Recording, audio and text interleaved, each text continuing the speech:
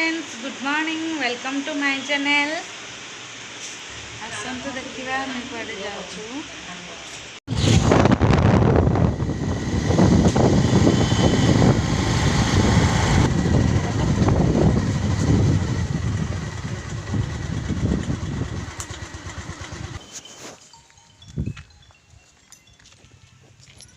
एटा होची आम नुआ घर।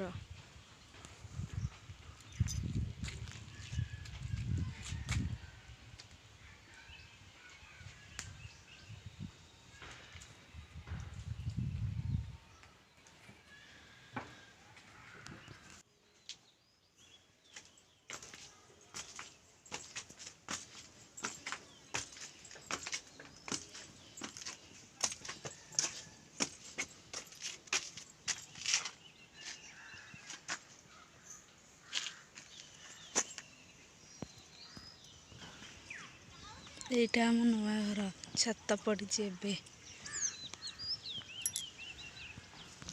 एटी घरे गेलु पानी दौरान मु भी आसी सहित पानी देवाई।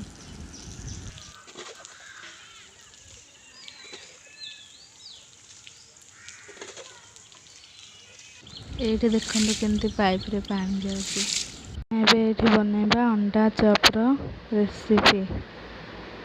आसतु भी स्टार्ट करबा अंडा चॉप रेसिपी। उठे नहीं किसी आलू आलू गुरा को धोईदेवी। ये अंडा आलू को मुझे सिझे रखुची। एक प्रेसर कुकर रे 4टा सीटी मारिया पर मुझे बंद कर ये आलू कषेवा पाई मो पैन गरम कर एबे मो पैन रे दे देछि किछि तेल। एबे दे देले किछि जीरा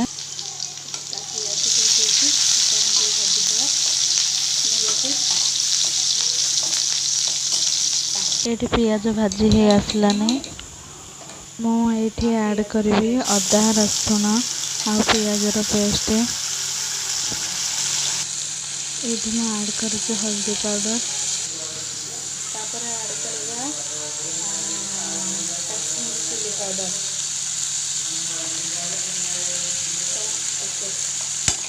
कश्मीरी चिली पाउडर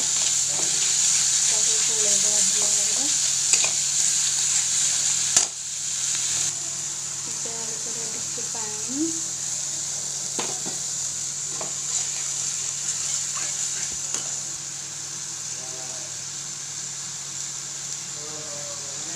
ऐड कर एग मसला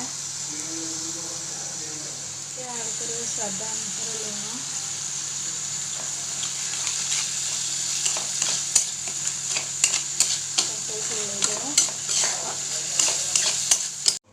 ये अंडा आलू को मुझे बाहर कर एटा आलूटा सिझा आलू एटा सिझा अंडा मुझे आलूर चोपा छड़ेदेवी।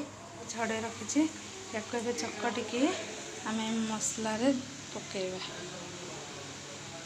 ऐड करवा पकईता मुझे ऐड करदे।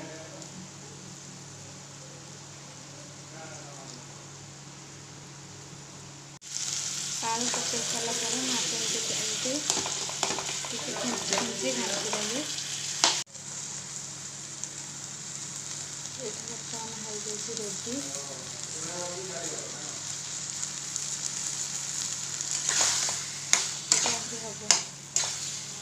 हम सुखा सुखा हम सुखा सुखा पर्यंत छाड़ीदे।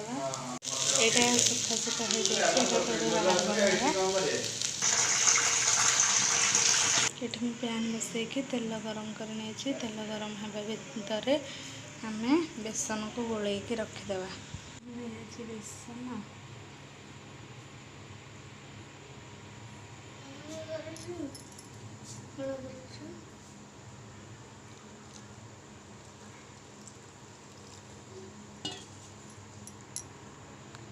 बेसन को गोलैकी रखीदे।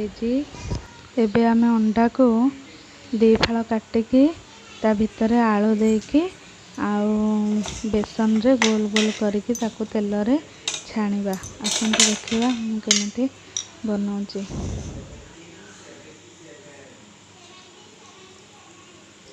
एठी मो अंडा को तेलर छाणी रखुची।